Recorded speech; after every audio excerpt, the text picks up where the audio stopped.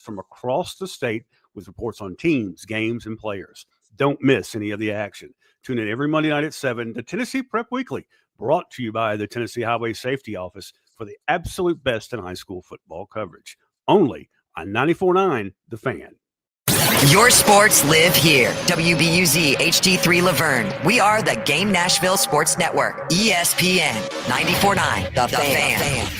30 years of the best sports talk in Middle Tennessee. It's the George Plaster Show, featuring Tennessee Sports Hall of Famers Kelly Holcomb and young gun Billy Derrick. And now, here's your host, George Plaster.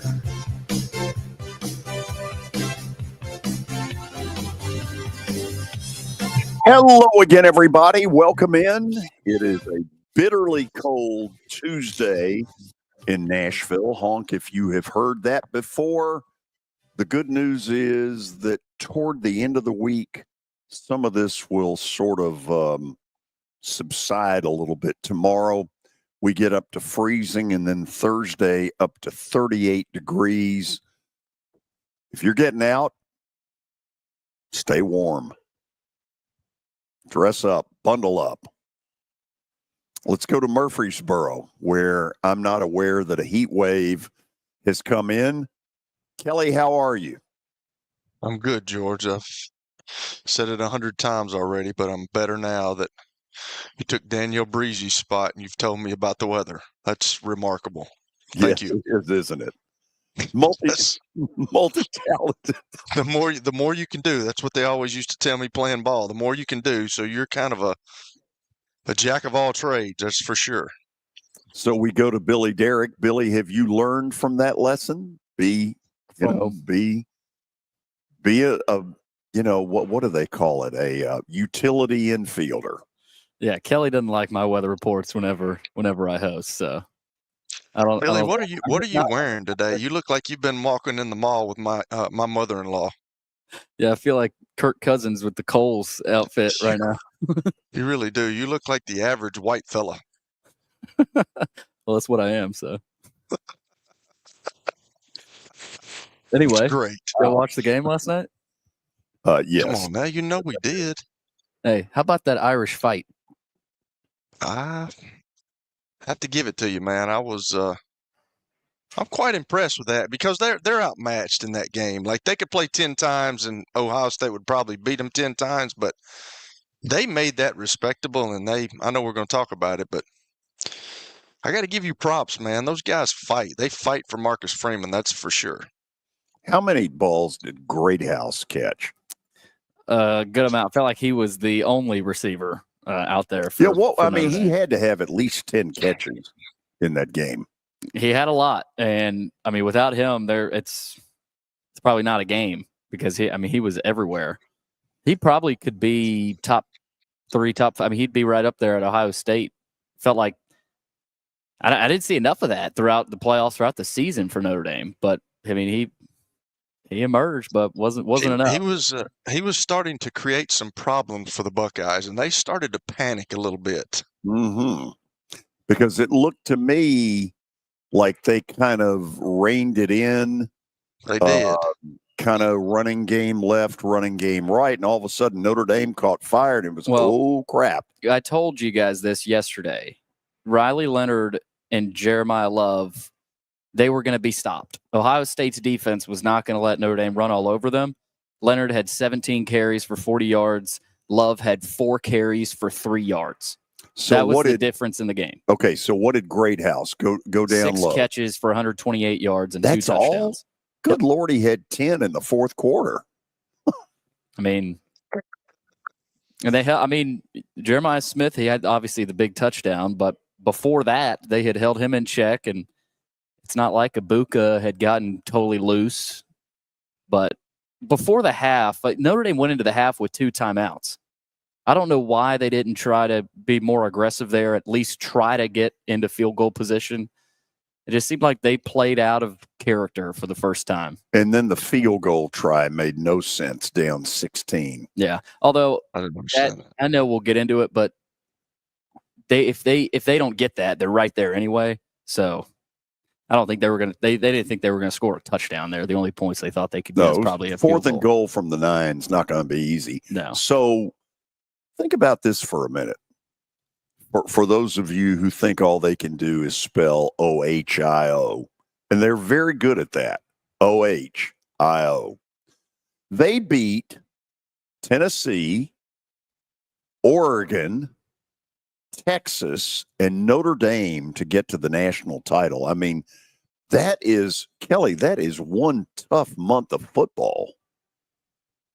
Yeah, and I'm glad that I predicted that a long time ago. I said Ohio State would win. I wish we could bring that up. I don't know if y'all remember that, but I heard some things on campus with guys doing some spiritual stuff and baptizing guys. And when you do things like that, good things happen for you. So I just thought Ohio State, they were kind of the class this year. They kind of choked it against Michigan for whatever reason, but you got to give it to Ryan Day and those guys. They stuck together, got in a meeting room, ironed some things out, and they played really well. And they got hot right at the right time of the year for this 12-team playoff stuff. And they beat some really good football teams, so they certainly deserve it. God help him if he loses to Michigan. they will forget this run because they're crazy. And that is crazy. if he loses to Michigan up in Ann Arbor next year, you'll hear, now you won't hear it as loud as you did this year, but you'll hear some whispers that will force some, do you remember we won the national title? This is going to make Billy mad, George, because I predict next year the Great House Kid will be in Columbus. I was thinking about that. You might. You very well might. Notre Dame's going to have to pay up for him. By the way, let me look at the calendar real quick. The opening weekend of the college football season has a little bit of Texas going to Ohio State. Does it really? Based on what I'm seeing here, I think the opening weekend is like August 30th. Yep. And they will open the season against each other. And they are the two favorites to win the national title next year. Really? Texas and Ohio State. And that leads us into our update brought to you by Lori Burnett Leland. You can find her online at mortgageladyusa.com or give her a call, 615-969-4350. The final AP poll features Ohio State at number 1, Notre Dame at 2, Oregon, Texas, and Penn State rounding out the top 5, Tennessee at number 9. And how about Alabama? Weird seeing them all the way down at number 17. Memphis finishes in the top 25 at number 24. But by the way, hold on a second. Do you all think Notre Dame is truly the second best team, or is Texas? I told somebody last night Ohio State, Texas was the national title. Kind of feels that way. Yeah. And Oregon, was Oregon a little overrated? Maybe. I mean, I know. Let me ask y'all a question. If Carson Beck plays against Notre Dame, does Georgia make the championship? I don't think Georgia was all that good this year. I don't know. Georgia, they didn't have the same level of talent this year, especially on offense. Skill positions didn't get done. London Humphreys was not able to get done. Yeah, and that's a little unusual. But you said it, George, the top 2 favorites to win next year's national title will square off in week 1. Ohio State hosting Texas on August 30th. Texas is the favorite to win it all at plus 450. Ohio State plus 500. Georgia plus 600. And Oregon and Penn State are both at plus 750. Just once, I want to see UL Monroe in there. Poor old UL Monroe. Tired old UL Monroe. Well, in Major League Baseball, one of the most sought-after modern sports cards came to light earlier today. The 2024 Topps Chrome Rookie Debut Patch, 1-of-1 autographed card for Paul Skeens, was pulled by an 11-year-old out in Los Angeles. Collectors have been hunting this card ever since it dropped in November, and the Pirates have offered a package that includes 2 season tickets, behind home plate at PNC Park for the next 30 years. What if he gives them the card? I think that's what it is. Yep. What's the card worth? Probably a lot. Then screw that. I'll sit in the upper deck. Unless he's a Pirates fan living in Los Angeles, maybe he'll take that offer. Yeah. In the NFL, Cooper Kupp is certain he'll be playing football next year, but he also indicated during the Rams locker room clean out that the where is not necessarily up to him. He said, who knows what's going to happen? A lot of stuff is out of my control. We'll see where I'm going to be. There was stuff that was going on early in the season, and we'll see. What does he mean by that, Kelly? I don't know. I haven't heard that, but we all know when guys get older, you kind of have to make decisions, and they've got the guy that is a really good player, but I think you got a duo with those two, and I think Cooper Kupp still has some ball left. Now, I don't know if another team will give him more money than the Rams are willing to spend, which may be what he's talking about, but maybe he's had words with some people in the organization. I don't know. He'll turn 32 in June. He's that old? Yeah, and he hasn't been as dominant the last year or two as he used to be.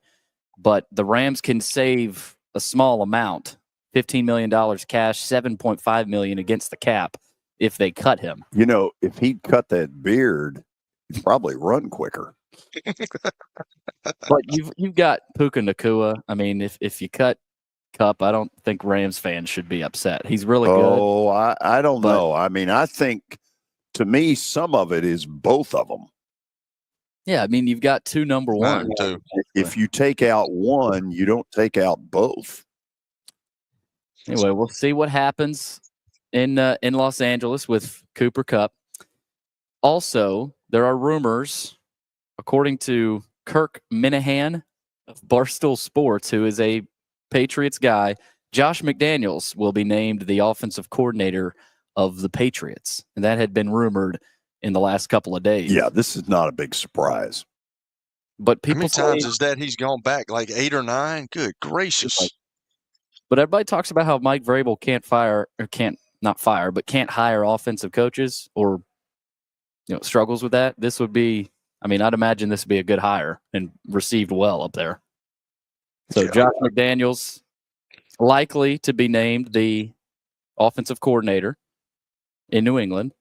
Also, Will Howard's clock management last night was under fire a little bit last night. There's a play where he snapped it about 15 seconds too early. Yeah. With about 2:40 left in the game.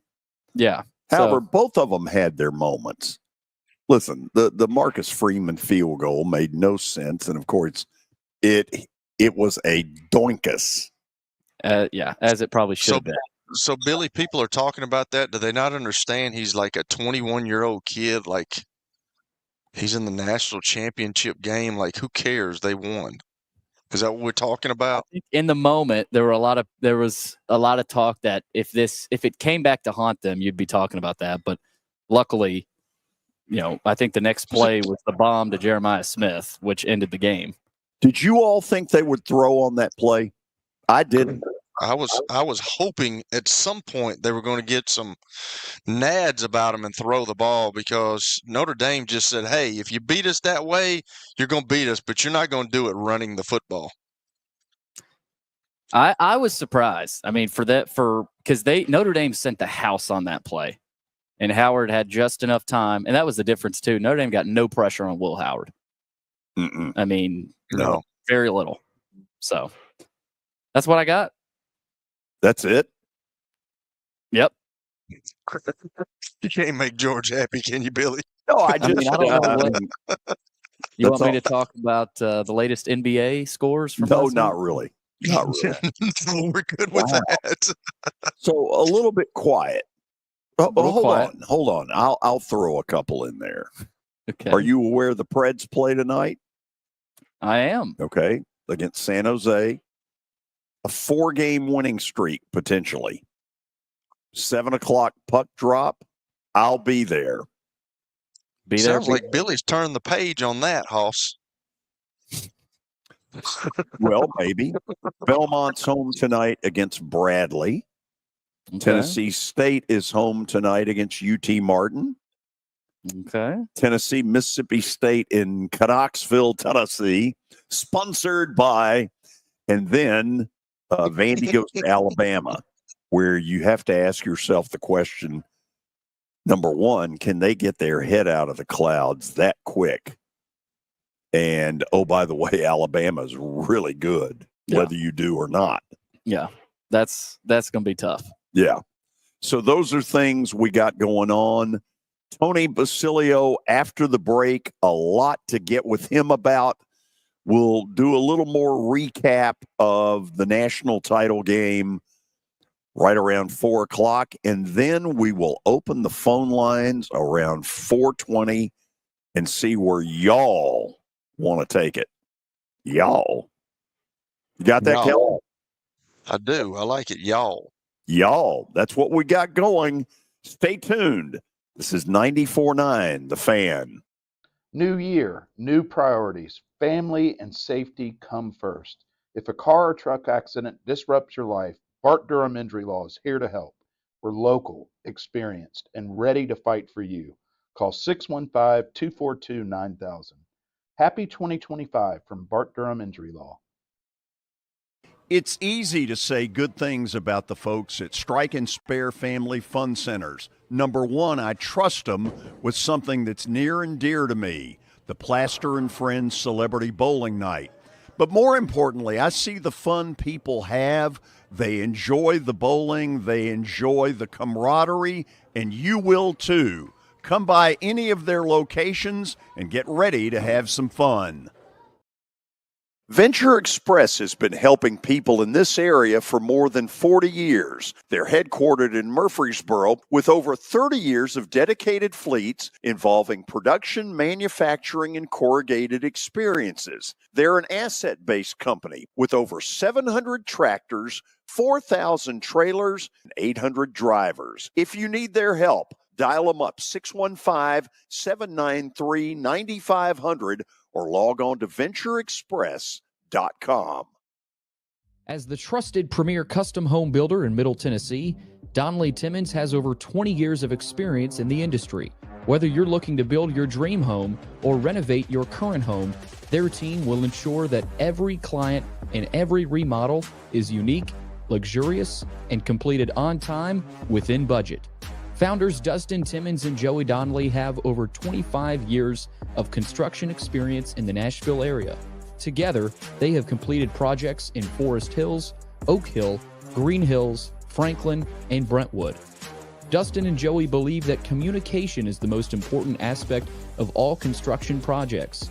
Therefore, they personally manage each project themselves and are involved in job site activities on a daily basis.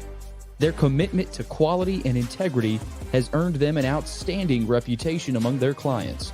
Contact them to set an appointment for a free consultation or to view some of their completed projects.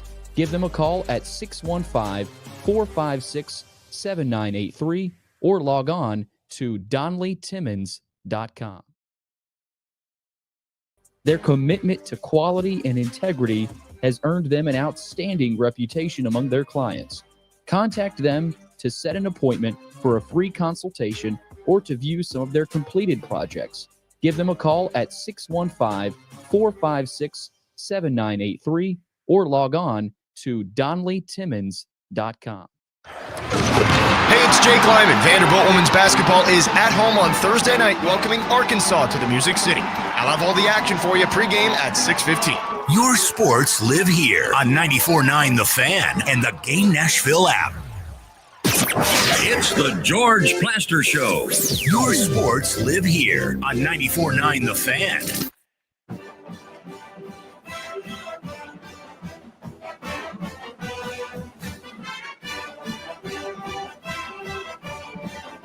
Okay, we are awaiting a visit from Tony Basilio in Knoxville, his weekly Tuesday visit. Kelly, I got one for you. Yo. So my engineer, when I did Vanderbilt games on radio, was the legendary Bob Horner. Yeah. Horner has moved to Biloxi, Mississippi. Today they have 3 inches of snow. First time Yeah, they've had snow in Biloxi in about 60 years. Yeah, they were talking this morning on the news that I saw there was snow in Houston. People were out in snow in Houston, and they could have 7 inches of snow in New Orleans today. That's kind of crazy. My son's in Valdosta, and he may get snow tonight, which is crazy. May be the only time he ever sees it. So, as a lot of you know, they had a ton of snow in Philly. Starting, I want to say late first quarter, and by the end, the place was covered with snow. Let's now go. And you caught me. Say hello to Tony Basilio, who joins us from Knoxville, Tennessee. How are you? And Tony just dropped. He dropped. He gone. But not for long. Hopefully. He's back playing the guitar. Let us hope. Let us pray. Hopefully. I see him back. He's back. Hands off. Yeah, I mean, what kind of gym shoe operation we running here, Tony? That's true, bro. How we doing? Good. Did you enjoy EAGLES? Oh, man, that's fun, George. Up in the snow. I'll tell you what I didn't enjoy the night before was Tennessee basketball. I feel like doing the show like this today.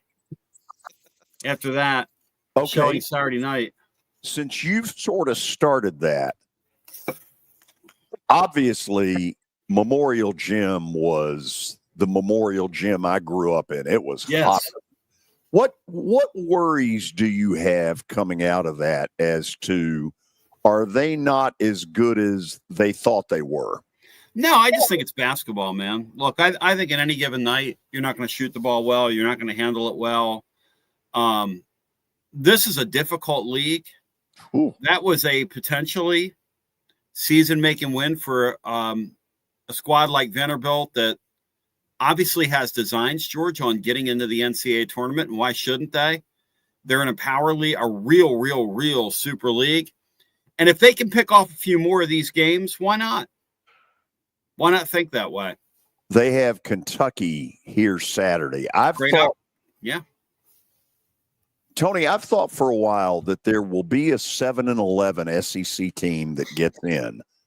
And on Vandy's side of it, if that were to happen, it's going to have a win like they had last Saturday. And I think one more like Kentucky who comes in here Saturday. I completely agree with that. And look, this guy's done a really nice job. I followed him at James Madison. I liked him. I thought it was a good, solid hire. Maybe he doesn't look as good in a suit as the last guy. This guy can coach. I mean, they had a really nice plan. And one of Tennessee's assistants, Gainey, met with the media yesterday, but I was talking to some people behind the scenes. They were really impressed with the way Vanderbilt broke their defense down, and they were surprised by it.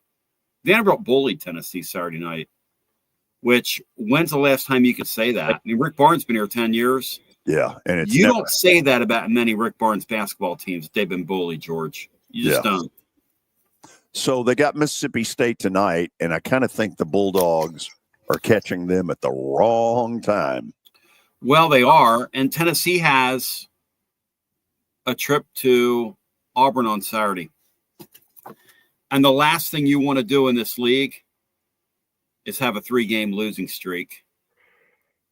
Tennessee needs this game tonight because it's going to be tough sledding at Auburn on Saturday. So since we started down this road a little bit, and then we'll get to last night, the national title game, do you think Auburn, when it's all said and done, will be the best team, will win the national title? In basketball? Yeah. Oh, it's way too early for that. But I think Auburn, when it's all said and done, has a great chance of being a 1 seed coming out of this league. Look, I think you can lose 6, maybe 7 games and be a 1 seed in this gig this year. So that leaves it open to several teams. I do know this much. That is as complete an Auburn team as they've had since Pearl's been there. I mean, they can hurt you in a myriad of ways. I mean, they're still hammering people, and they don't have Broom right now. That's the scary part. Because, scary. Yeah. I mean, that really says something about the level of depth they've got. Oh. Okay. Let's go to the title game for a minute. I brought it up earlier that whoever wins a 12-team playoff from here on in will have earned it.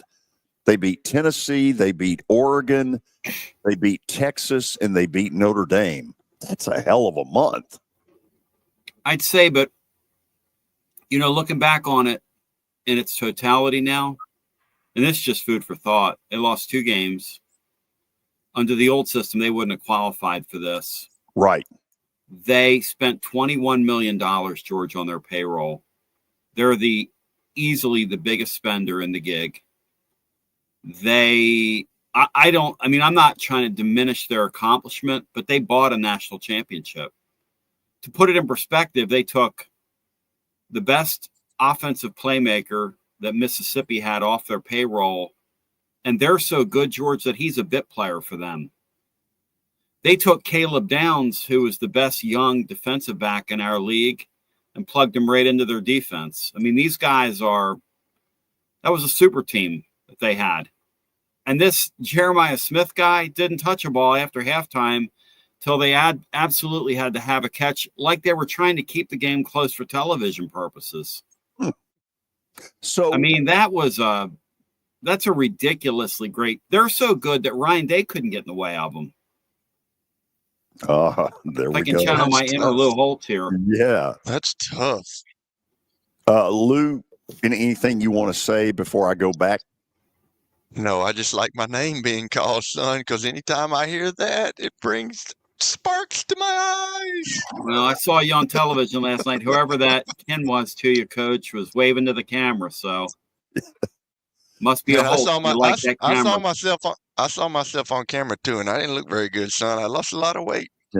I saw Lou one time, George, at a SEC Media Day. Forget that he had already spoken to, because you know how they divide him into print, TV, all that. He told the same set of jokes twice.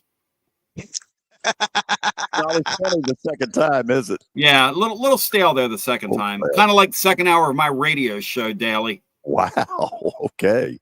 So, you brought it up, the $21 million payroll. If we had accurate figures of the group of 4, big conferences in football, what do you think is the average spending per school? Well, I wouldn't know that. I think Tennessee spent around $15 million. I mean, this thing has gotten very expensive very quickly. For comparative sake, in basketball per player is much more expensive sport at the top levels. Basketball, the top in the league right now is $9 million, little north of $9 million, Arkansas. Tennessee spending about 3.5, 4 in basketball. So I don't know how those Arkansas boosters are feeling right now, but 0-5 for $9 million, George. What is that per SEC win? What's that break out to? Well, mathematically, and this is, Kelly, where the Vanderbilt degree will help. Yes. Okay. It's no dollars per victory. Is that what it is? Somebody's spending $9 million, so I don't know. There's some people at Tyson Chicken going, what are we doing? What are we doing here? What are we doing? No. Kelly, are you alert? I don't know, man. I mean, I don't know what Tony wants. I really don't. I'm not trying to impress Tony anymore. I don't. Kelly, I've always man. been impressed by you. I appreciate you, and I love your spirit so much, man. You have no idea. So I know it seems like I ask this every week, but what do you think they do with the 12-team playoff? Because I was over college football about a month ago. I really You're right. was. You're I right. just feel like that this time of year is for the wild card game in the NFL, the divisional right. series, the championships, and then the Super Bowl. How do you think they'll tweak this, or will they? They have to tweak it. There's only so much space in the sports landscape if they really want this thing to grow. First of all, they got to start the playoffs sooner. They've got to quit this thing about we're going to tie it to bowl games. They've got to. They've got to lean into the fact that this is their own deal. And if it's going to be your own deal, play it in your own time. Make December your month that you do it. And then culminate the thing right around the first of the year with the championship game. I saw guys in future years. Well, Matt Dixon was sharing this with me today, and I went and looked it up. But there's plans to play one of these championship games on the 25th and another one like on the 26th of January. Memo to you. You're not the NFL. You're going to get lost if you keep doing this. You're going to. You're not going to draw the numbers that this thing deserves to draw. And I know it's made for television. I think they'll tweak it at some point. I think they're also going to tweak this seating deal. I think you'll hear that announced pretty soon. They have to do that. They have so to you think tweak that. So you think deal. they'll reseed after the first weekend, after the first No, games? I think what they'll do is they'll seed based on their initial formula, which is when they flash those teams up 1 through 12. That's the seeding. Okay. Yeah. So you talked about earlier, you thought they would have 16. They want to get to 16 teams, maybe 14, 16 teams. Like, I don't understand how you do that if they're already strict. Now, this is the first year they've done it. We understand that. But if there's people out there like me, this 12-team playoff took forever. It took forever. So how do you, like George even talked about, they're not going back to 8. I think now if you look at it, 8 may be good, might have been good, but they're never going back. So are they going to expand, or are they going to stay at 12? The NFL season ends, Kelly, and imagine if they took 3 weeks off. It's the most college football thing in the world to take 3 to 3.5 weeks off before you play your games in the home field. Why? So it can get colder? I mean, what is the reason for somebody explain to me the reason for that? So we can get colder, so I can wrap myself around the NFL playoffs and bury myself. Did you guys see the numbers that Kansas City Chiefs game did over the week? Like 35 million people. True. Why would you want to wrap? And then you're going to play your games after the divisional round of which is the best to me. That's the best. That and the conference championship games in the NFL are the 2 best weekends on the schedule. You don't have to have a team involved in that to know that that's great sports. And I'm not, this year I thought the NFL was pretty boring. I thought this was kind of a mid-year by NFL standards, like a lot of favorites and a lot of non-competitive games and too many bad teams and that sort of thing. But I mean, you want to get lost in that? Why would college football want it? Why would they want to get anywhere near that? Play your deal in December. So, okay, are you calling? I mean, I think we all are wondering what's the value of the conference championships, but they're not going to get rid of those. They make too much money. Okay, play the week after those. That's when the home. You don't take 2.5 weeks off after. What they did this year is they had those conference championship games December 3rd. Tennessee don't play till December 21st. What are we doing? What do you think Why would you take 19 days off? Why? For what? For who? Yeah. Ricky Waters. Take away week 0 and then put Army Navy on the normal rivalry week. You eliminate 2 weeks. Yeah. I mean, we don't need week 0. I love Army Navy. I'm all for them. You're all for them. But I mean, what are we doing? Now, wait a minute. Hold on a second. Billy, explain do away with week 0, which next year would be August 23rd. What exactly are you saying? Well, are you saying start the schedule on August 23rd? Just make that week 1. Yeah. Okay. I mean, that doesn't eliminate a week, I guess. But please do not make me a day game. If you're going to go August 23rd, they all got to be at night. Well, George, here's the other thing about week 0. what sport starts their season with a bunch of mid games? You wait all year for it, right? We're going to put 3 unwatchable junk games and call it week 0. Like Billy said, what are we doing? Would the NFL ever dream of doing that? No. The NFL next year, the 2 teams that play in the Super Bowl, if they appear on each other's schedule, will play each other the first week on a Thursday night somewhere or a Friday night somewhere. That's what they do. Okay. Why would college football? I mean, college football makes 0 sense. I don't mind the 12-team format, but by the time we got to that championship game, Kelly's right. I'm watching that thing last night going, I love this sport, and I'm borderline thinking about going to sleep in the fourth quarter. Not a good sign. And granted, I'm old and I have a sinus infection, okay? So I'm going to make a business decision over here. Well, the commercials give you time to get rid of the snot. Interesting. Yes. So would you all be okay? Because what I think I'm hearing is that the season as it is now would end on January the 14th. And I think it sounds to me like both of you want it to end more like New Year's Day. Right. Absolutely. How do you do that? Though You got to start it earlier some way. I don't know. You start your playoff early. If you move this thing up 3 weeks like it should be, like Billy said, if you take week 0, make week 0 week 1, play your games. I agree. And then George had a good George. I'm going to give George credit for this, but he had a good point yesterday talking about ESPN has figured it out. They're trying to keep Monday Night Football alive, and they did it with a couple of playoff games on Monday night, and then they did the national championship. So I don't know. Something's got to be done. I'm with you. Something has to be done, but I just don't know if you can. Everybody keeps talking about it needs to be more teams. It needs to be more teams, but after looking at it now, 12's too many to me. So I know that they're not going to. I know that they're not going to go to 8. I understand that, but I don't think you can put any more in there. 12's too many because you only had one underdog cover, Arizona State, and you only had one underdog win outright, and that was Notre Dame when they beat Penn State. They went off as a slight dog, but that thing kept going back and forth. You had a lot of kill games.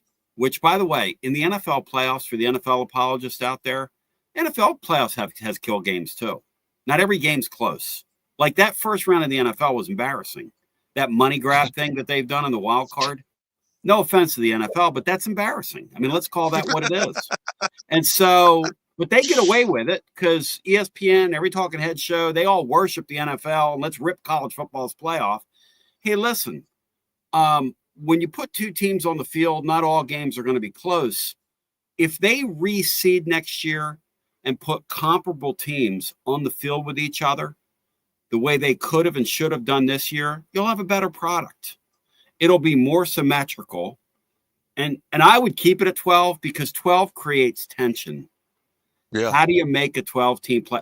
The reason that Sankey and those people and Petiti up there at Big Ten want 14 is they can guarantee themselves 4 teams.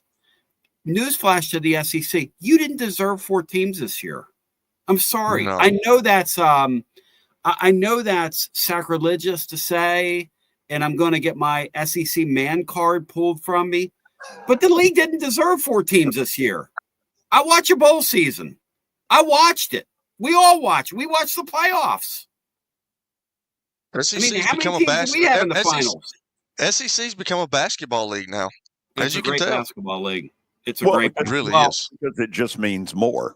And you know what, guys? I was looking at win totals, looking ahead, because to the sicko, George, God knows when you're looking at these numbers and gambling, but they already have some lines out for next year. The win totals for the likes of Penn State, Oregon, and Ohio State are 10.5. Wow. Win total. Tennessee's win total next year is 9.5. Alabama's is 8.5. Florida's is 6.5. LSU's is like 9.5. In other words, when you play in this league versus that league, you're down a game or two. Yep. That's a different animal, man. The SEC is it's a different animal from top to bottom, but we didn't have the high end teams in the 2024 season. No way. We just didn't. So, Billy, what is the latest resume that you've sent Tony look like? I got to finish it up. I'm working on some. Billy, if you had anything to do with that scout on Saturday, you have the job. Wow. That's pretty good work by you, man. Yeah. I saw you on Twitter, Billy. This is rise up. This is the day. Blah blah blah. Come on, Billy. You didn't believe any of that pregame, did you? You really didn't believe that. I know you're trying to talk yourself. You didn't believe any of that. I was surprised by what I saw. You were very surprised. Yeah. Pleasantly surprised. Did you send something out that said "Rise Up"? It's all kinds of crazy stuff. It's the day. Today's the day. Your nation. Blah blah blah. Billy was going for it there on social media, man. Something about the Memorial Magic. Mm-hmm. Answer me this. If Memorial Magic is all that, why do we have a winless season like 6 or 7 years ago in there? And why has it taken Vanderbilt's women's team like 14 years in a time where the Lady Vol thing has gotten lost in space? Why did it take them 14 years to record a win if Memorial Magic's some real thing? The women's deal was bad. The answer on the men's side is simply Jerry Stackhouse. Interesting. That's all. Tony, I'm gonna tell you though. I told these guys yesterday that my daughter played Vanderbilt, and that's the best women's team I've seen, dude. They are really good. And we played UT a couple of years ago. That Vanderbilt team, I didn't realize that the coach they got a UConn assistant about 3 years ago, and she's really good, and she's turned that program. Those girls are really good. She called a couple of. She did a really nice job getting that thing home the other day because they had a timeout left, and they side out of the ball. That's a rule I would love to see the men adopt. That NBA rule. Yeah. If you get a timeout in your pocket, you should be able to set up a side out shot, side court. And by the way, while we're on the subject, the women's game also has this 4-quarter thing figured out that they do in high school. It's a cleaner game. I don't have to watch a bunch of foul shooting at the end of the game, Kelly. It's a much more enjoyable version of the game. And the other thing about the women's game, I don't know how they do this. I'm watching men's basketball. I'm watching 6 to 10 replays a night. These guys are looking at the replay all the damn time. What are we doing?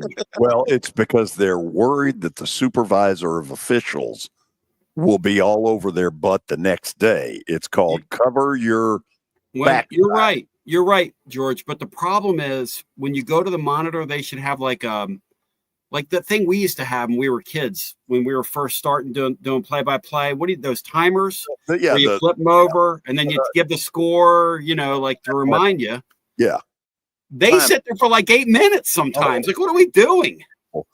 And now in the NFL, we've got this. What are they? Expedited replay. Hey, get right to it. I like that, man. Get it right. They need to think about that. Okay.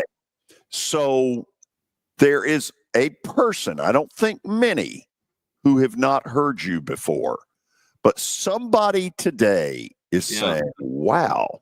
If they're watching, they're saying that dude looks like he needs some sleep. And I'm thinking the same thing. We are, they're looking at that guy going, that dude's roached. At any rate, we're on the night. Looked like Riley Leonard last night. Yeah. As soon as the game ends, I just went to the recycling here, George. Took like a million things. And Laura goes, where are you going? And I said, to get out of the house. And she said, have you been outside? And I said, well, obviously not. She said, it's like 11. And literally, it is so cold outside. I had a couple friends over at that Eagle game over the weekend. They said that's some of the most fun they've ever had. I said, how much whiskey did you drink? And they said there's not enough whiskey to sit in that cold. How cold it was in that stadium. Crazy. I'm sorry. I love my Kelly, would you sit in that? I love my football. Would you sit in that? Absolutely not. No, we all love it. I used to take my son when my former teams come down here. Used to come when he was little, and the Tennessee Titans used to play my former teams. Yeah, I would go down there for the pregame, everybody's coming in and we were leaving, so I'm not staying for an NFL game. I'm sorry. That's Kelly's so an honest man. He is an honest man. Okay, but you didn't give people the answer. How can they hear you? Oh, I'm sorry. tclub.team, tclub.team. We have a block up there every day. And the fun never ends. tclub.team, as we say. It's like our new motto. Billy, you got that down? Did you send it to tclub.team? I did. I didn't hear you after the game Saturday night, though, Tom. Sinus infection, man. Okay. See, this Well, is I had a young man in here, young Alex Myers. He's probably a little older than you. So, Billy, that could have been you, man. Yeah, you could have gotten on and told everybody to rise up. That's a problem, though, Billy. You're on the wrong side. I'm watching you, Chief. I'm watching you, and I tell you, man, that's very unbecoming. That whole, can you really feel the magic? I got some magic for you, Billy. See, Great. Make sure if he comes up there, he's in proper dress attire. If he comes to work for you, Tony. Can you imagine? Hey, I'll be in Knoxville for the next game. So the Vandy game? Yeah. You're coming in the studio before that, big boy. Let's do it. Do you know the date? What date that is? I'm not sure. I'll let you know. Do you have it's next month, right? It's because we've decided that February is going to be Retribution Month. So, Billy, before you go, you get that car of yours, that 1984 Toyota Camry, checked out so you can make it. Hey, he's driving something nicer than I have. There from point A to point B. It's a good point. Tony, Thank you guys. Have a good one. George Love, thanks, man. Same here. See ya. Bye. He is hilarious. Retribution Month. Did you really put rise up? I did not say rise up. I don't know what did you say? I said there's something about that magic. No, I gather. Is that wrong to? No, to but something tells me you may have gone a little farther than that. I didn't go further than that. This is the end of the world. We'll go to the break. This is 94.9 The Fan. For over 35 years, Wilson Bank & Trust has been committed to providing customized banking solutions to help individuals, families, and businesses in Tennessee achieve their goals. As your full-service community bank, we are proud to offer loans with competitive rates, local decision-making, and fast, friendly service from our experienced lenders. No matter where you are on your financial journey, Wilson Bank & Trust is ready to help you take the next step. Visit your nearest Wilson Bank & Trust office or online at wilsonbank.com to get started today. Member FDIC, Equal Housing Lender. This is my buddy Stan Harrison from Apple Collision Centers.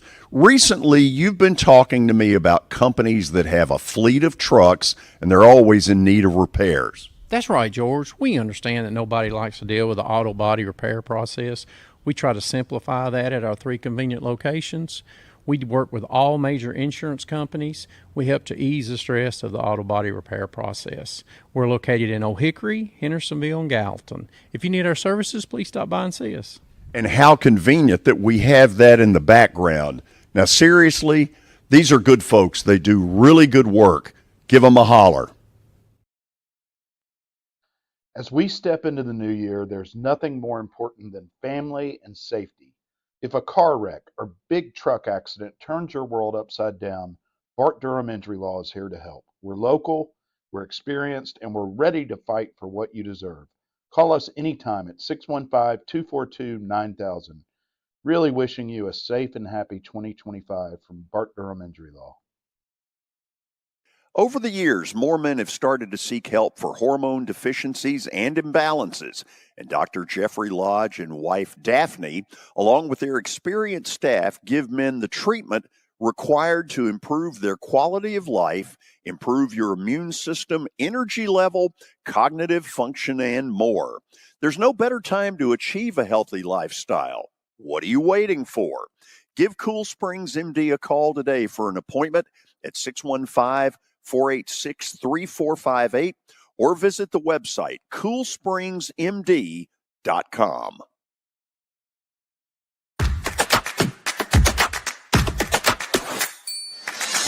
Are you concerned about the Medicare Part D changes for 2025? Believe me, you're not alone.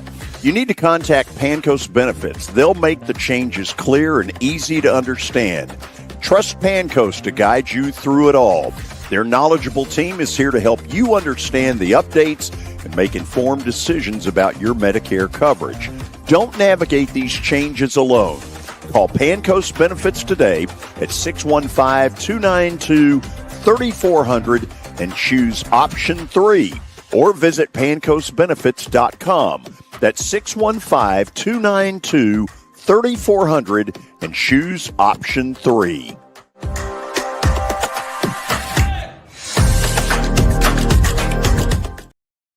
A lot of people want to define teams by singular performances. Sports. Did he not go back into the game after that interception?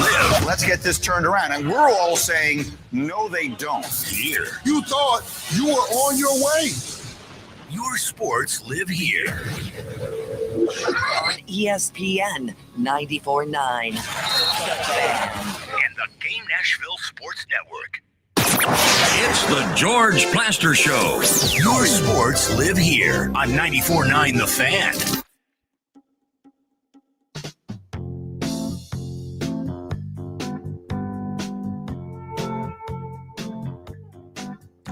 That is funny. Used it right there.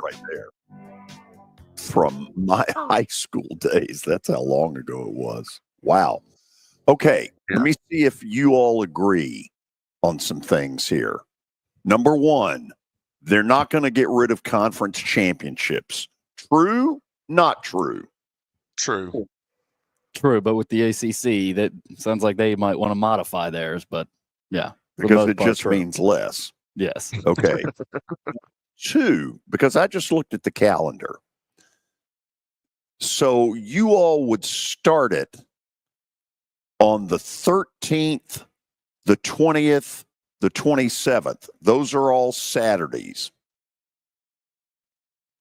Do you just eliminate January the 1st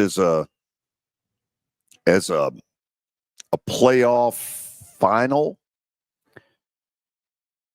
I mean, if you have to, depending on what day it falls on, I guess. Okay, let me ask this. Are the college coaches going to yell and scream and say, listen, you have no idea the physical wear and tear this is doing to players who are not used to a pro-level schedule, which is now what this is?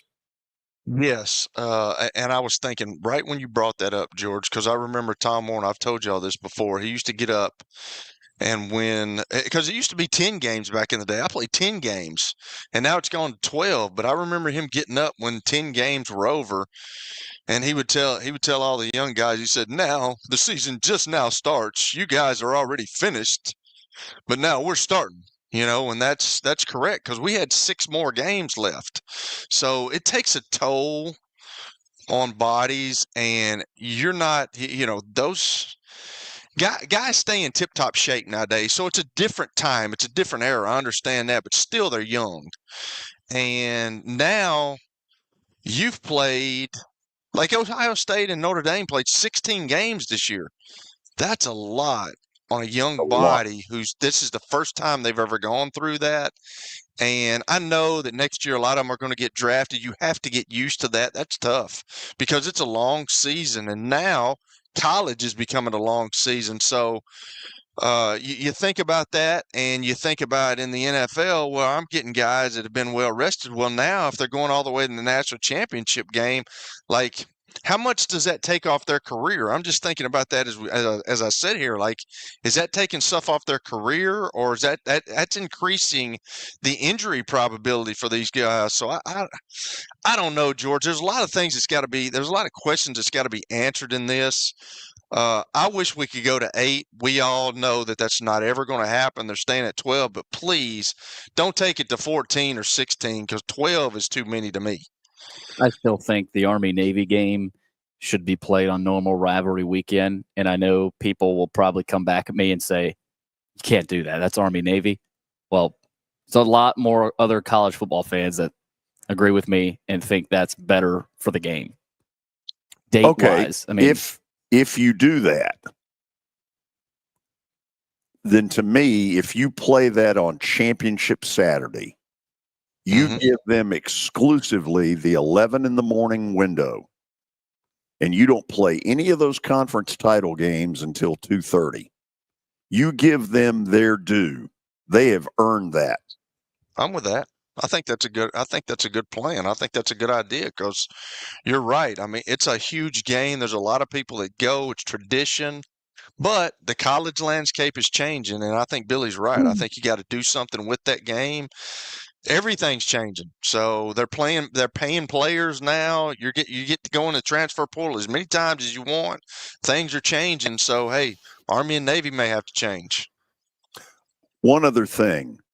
If it ever ends up, I've said this before, if it ever ends up that we back up the schedule so that, for instance, this week, your first game this coming season is the weekend of August 23rd, don't allow any day games. I know TV will bitch and they'll moan and they'll groan, but you sit in 96 degrees and see how much fun that is. Well, I agree with you, George, but I don't think that'd happen if they started the season right there. They got to have games all day because it's money, don't you? I mean, I understand what you're saying. Yeah. I totally get it. I totally get that because I've played in those games. I've been in a game. They're I've been in a brutal. game where Well, how much where it was is just it's August brutal.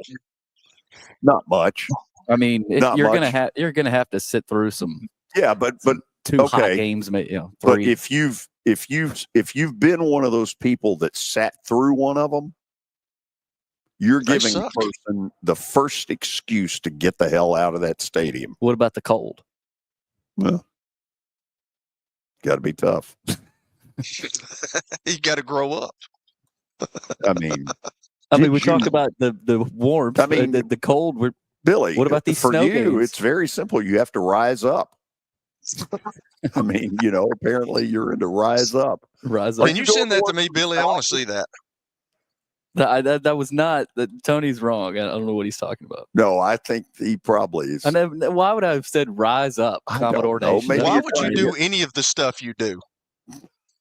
You know, Maybe you're trying to get a job with the Falcons.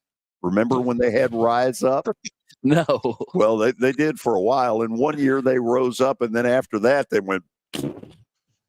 Thank you. Okay, hour number one. By the way, this last segment, the last 5 minutes, you'll never get those 5 minutes of your Never. life back, and I apologize for that. Stat of the day is coming up, and then some discussion of the national championship game, followed by your phone calls and text messages at 4:20. Big show today. Really? This is 94.9 The Fan. Where can you see a saber-toothed tiger rappel from the rafters? How about a catfish fly? The biggest stars in Music City. Not to mention hockey's hottest ticket. The Predators win! Only in Smashville.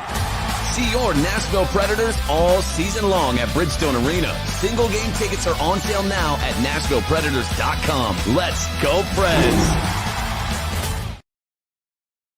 Hit After Hit has become the baseball store in Tennessee. They have over 1,000 different models of gloves and over 1,500 wood bats. They also have several Iron Mike pitching machines as well as a Hit Tracks machine. If they don't have it, you probably don't need it.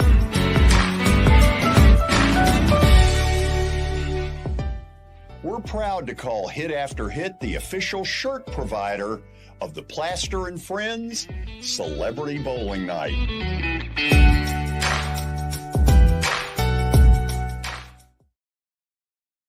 The George Plaster Show gets advertisers the results they're looking for. For example, here's Metro Nashville police officer Garen Hoskins. You hear me all the time on the show talk about, changes in career and people looking to serve their community and get into law enforcement and join a great department. And I just so happened to meet an individual who heard my segment on your show and has already applied, has come from multiple different career paths and has always had this dream. And we're very glad to have them, and that's just going to be the start of many.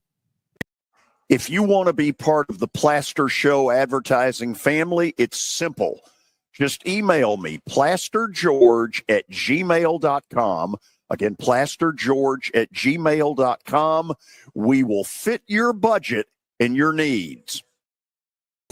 And screen sizes up to 115 inches. We've got your ultimate setup covered. Enjoy up to 24 months free financing, fast delivery, and expert installation to make sure everything is ready in time for kickoff. Make your place the destination for the big game. Visit any Electronic Express location or electronicexpress.com.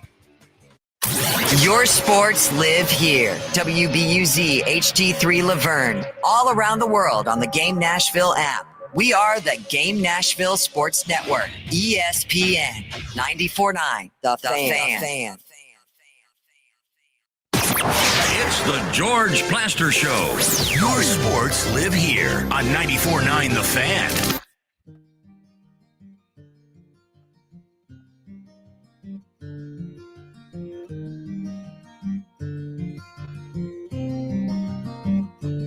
Good song. Good song. Oh, it is. Good one. It's time for Stat of the Day, brought to you by Apple Collision Centers. You can find them out in Old Hickory, Hendersonville, and Gallatin, or give them a call, 615-754-9800. You can also log on to their website, applecollisioncenters.com. Got a text from Stan saying, "Go Irish." Couldn't pull it out last night, Stan, but I talked to Stan earlier today. He was at the Vandy, Tennessee game and enjoyed it. Love Stan. All right. Good man.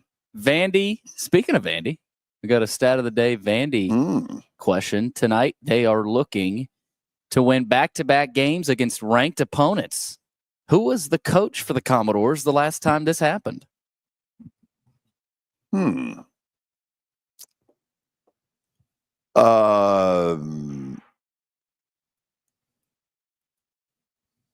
Vogler. That's what I'm going to go with. Vogler? It's either Eddie or Kevin. Pull up one of them. It is Kevin. Kevin. That was my second guess. I'm going to Sorry. tell you why. I mean, what was your answer there? What was my answer? Yeah. Because you said Eddie or Kevin. Eddie or Eddie or Kevin. So yeah, it was kind of. So he got it. So he got it, Billy. That's George has the red pen of the show. He got the stat of the day. So let's move on. Well, no, hold on a second. Who are the two teams that they beat? It's a good question. I'm not sure. Wow. I don't. Well, thanks for that piece of information. I don't do stat of the day. Oh, we get this all the time, man. Like, be prepared. I mean, let's go, Billy. Be prepared. You know, we might ask you some stupid questions. Rise up.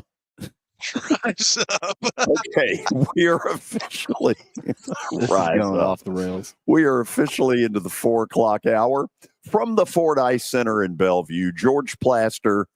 Let's see. That's Kelly Holcomb, Billy Derrick alongside. And yes, we have some fun at each other's expense. The good news is, other than Billy, who I think hates both of us, Kelly and I get along fine. We can take shots at each other. And it was Alabama and Kentucky in 2007 who they beat back to back. Well, I guess Ty must have weighed in. He did. Okay. It's amazing, George, what Alabama and Nate Oates has done to that program. Like, I remember growing up and Wimp Sanderson was the guy, but like, Alabama's just kind of been an afterthought, and now they're one of the top teams in the country, and so is Auburn. It's kind of amazing that that the state of Alabama is known for football, but they've done such a good job at both those universities with new coaches, and they're getting players, and it's kind of unbelievable. And Nate Oates is wearing Wimp Sanderson plaid. No question. I like it. Okay, last night, Billy, would you admit that from the middle of the first quarter to the middle of the third quarter, y'all got the crap kicked out of you? We did. You're kind of hanging your hat on the comeback. Notre Dame's defense was not prepared.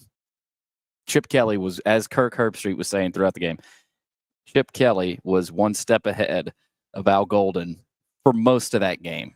Now, they got the fumble late. That was a big play. But even on that play, that was a huge catch and run for Ibuka. But they were out of position. Their linebackers have played well all season long, but they were caught out of position on, it felt like every play. And you didn't know what Ohio State was going to do on offense. I mean, they had them on their heels, and Will Howard ran the ball enough and well. I thought that was they didn't have a spy on him. When you're worried about Smith and Ibuka and Tate, there's a lot to worry about. And Henderson and Judkins. Oh, and here comes Will Howard out the pocket for a 15-yard. You just put up your hands and you can't guard that. Kelly, it did feel like Chip Kelly basically put Ryan Day's inner, let's 3 yards in a cloud of dust, and he kind of said, no, we're going to show them all kinds of stuff. Yeah, and I think what Billy just said, I think the biggest surprise, I've never seen Will Howard run that much. When you play as much, and I'm sure they went over this during the week, and I'm sure Chip Kelly told him, hey, because here's what Notre Dame does. Notre Dame likes to play man to man. They just get up in your face, and they're gonna make you make plays. And you've got, as you know, most of the time they've got guys that can run with guys. And last night they came up against some guys that it was kind of tough, but when you're watching film and you're the offensive coordinator and you're in there with the quarterbacks and Will Howard, you tell him, hey, here's the deal. Notre Dame, we know what they do. They're playing a lot of man-to-man. So when they play man-to-man and you feel rushed and you don't feel like you have time, more than likely, even if you mess up, it's going to be man-to-man, so you can take off running because nobody's got you and nobody's going to think you're going to run. I thought that was a huge part of the game because I thought that Will Howard used his legs more than I've ever seen. And they were calling run plays for him too. So I just thought that was a huge key in the game. In the opening drive, Notre Dame football, that they went the distance to go up 7-0. Riley Leonard ran the ball 9 times. Yeah. 9 times, Mrs. Bueller. And then Ohio State acted like they had no clue that was coming. Well, they said, and Holly Rowe talked about that right after that possession. She had reported on, their sideline was like, they were stunned that, they couldn't believe that. It was like, all right, we're fine. They settled in after that. There wasn't another drive like that all game. No. It's almost like Notre Dame just caught them sleeping and Ohio State wasn't ready to play on that drive. But you knew that wasn't sustainable. I mean, 9 carries on that first. That was like Notre Dame felt they had a chance there to pop a 7-0 lead, and they did. But that was not going to be. He threw up after that drive. He went to the side. I mean, he landed on the football. Yeah. On one of them. He got beat up on one of those plays too. And they couldn't. Jeremiah Love had 4 yards. That he is their lead dog, and he didn't do anything. Yeah. And so that, that's going to be hard for Notre Dame to win when they can't establish the run. I'm going to tell you, George, I'm going to tell you right now, though, if I'm Riley Leonard in that position and you're running me that much, and maybe that was the game plan, but I'm calling timeout. And like, what are we doing, man? Like, we got a running back here that's a really good player. Can we hand him a couple of them? But I don't know. That felt like Buster Faulkner with me with Haynes King. That he just abused Riley Leonard there, and I know that's the new game, and I know that's the new era of football where these quarterbacks have got to make it even on the field. Because when I was playing, it was always 10 guys playing 11 on defense, and you had to account for that. But now you've got 11 on 11 because all these quarterbacks are running, so that's a mathematical problem. But it's like you just hold your breath every time a quarterback takes off running because you never know when he's going to go out. Well, and Jeremiah Love's the best weapon for Notre Dame's offense. He didn't have, he had 2 catches for just 5 yards. I didn't feel like they tried any, running back screen. They didn't do enough to get him the football. You can do more than just handing your running back the football. And so I was confused by Notre Dame's coordinators' plans at time. Denbrock, and Freeman too. They got out of character, and that happens. Heck, that's probably happened to a lot of coaching staffs against that Ohio State roster. Yeah. I mean, You have Chip Kelly with that talent on offense. Good luck. Here's where the comeback was cool. Notre Dame deserved better than to bow out of that with a 41-7 loss and have everybody start they're not in a conference. Right. They don't deserve. Right. And instead, because they had a chance to get the crap kicked out of them. Yeah, they did. And instead, they found some momentum, and Ohio State looked like they got into a little tight, you know what. Oh, yeah. And the two combined created kind of a scary moment. Notre Dame actually was covering the Vegas spread, which had gone to 9 by game time at the end. And, of course, I'll be honest, I thought Ohio State was going to run on 3rd and 11. I thought they were going to turn to their defense and say, you're that good, in you we trust. But they got smart, got the ball downfield, and the rest is kind of history. Yeah, I think that says a lot about the Notre Dame team. They very well, and if they don't force that fumble, like if Ohio State, if they score on that play or end up scoring on that drive, it probably gets ugly. Yeah. But that fumble was huge. He had a little bit of life there. I didn't think they were ultimately going to tie it.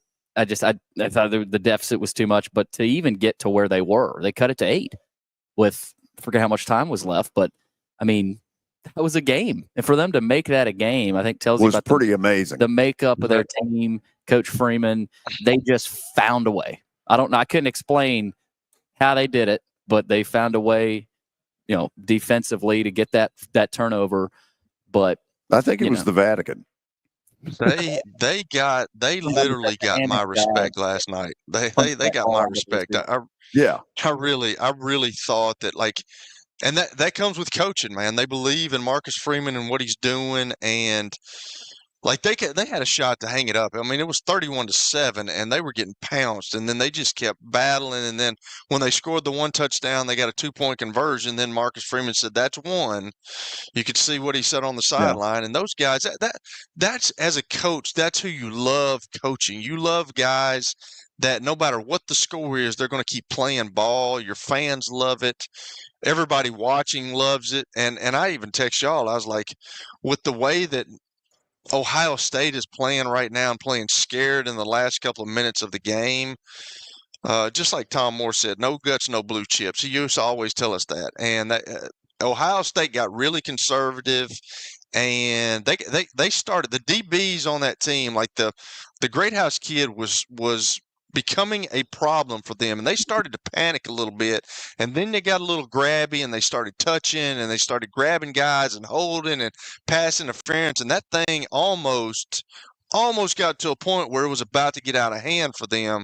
And then they had that huge play, which I'm going to throw it up to Jeremiah Smith too. They called the right play at the right time.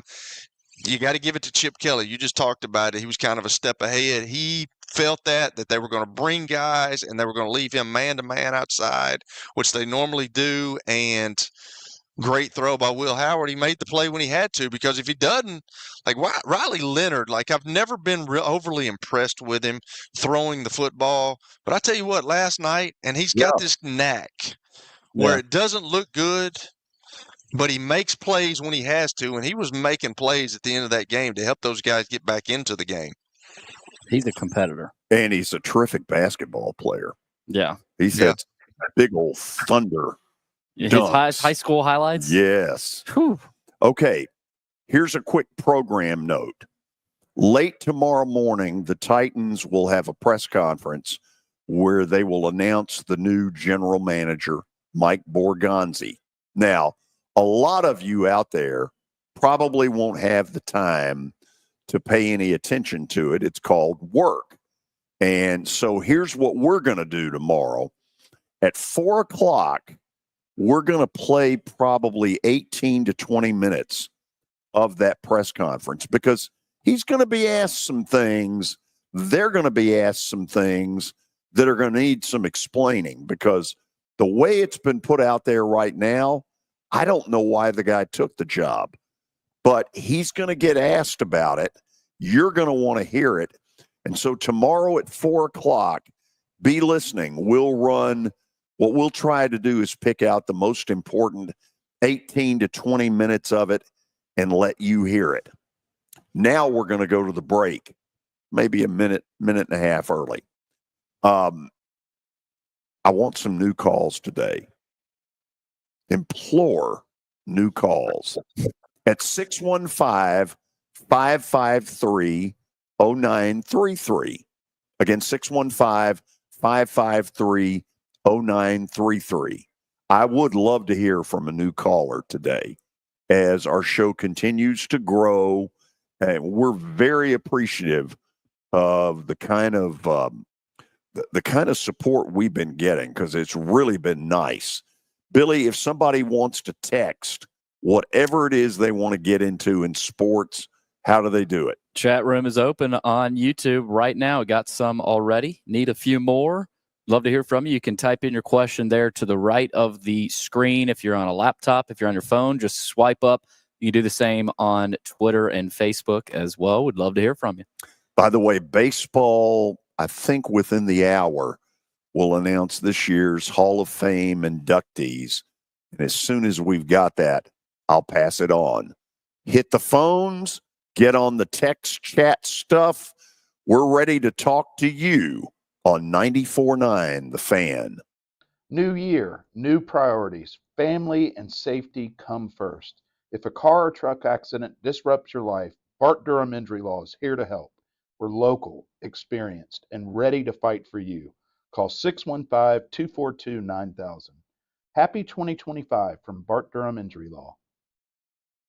It's easy to say good things about the folks at Strike and Spare Family Fun Centers. Number one, I trust them with something that's near and dear to me, the Plaster and Friends Celebrity Bowling Night.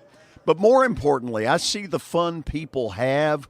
They enjoy the bowling, they enjoy the camaraderie, and you will too. Come by any of their locations and get ready to have some fun.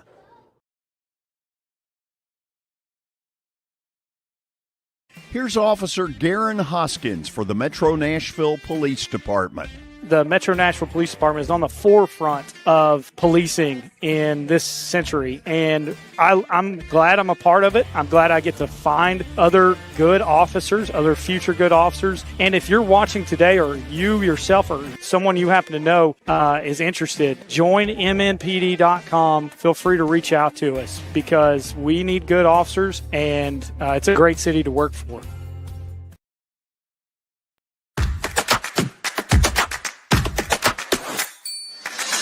Are you concerned about the Medicare Part D changes for 2025? Believe me, you're not alone. You need to contact Pancos Benefits. They'll make the changes clear and easy to understand. Trust Pancos to guide you through it all. Their knowledgeable team is here to help you understand the updates and make informed decisions about your Medicare coverage. Don't navigate these changes alone. Call Pancos Benefits today at 615-292-3400 and choose option 3, or visit pancosbenefits.com. That's 615-292-3400 and choose option 3.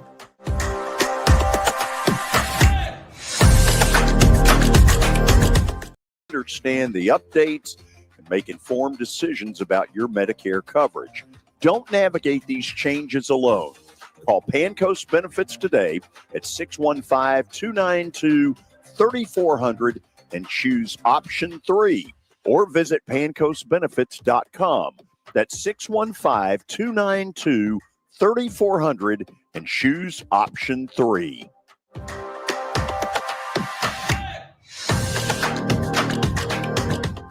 Here's Officer Garen Hoskins for the Metro Nashville Police Department.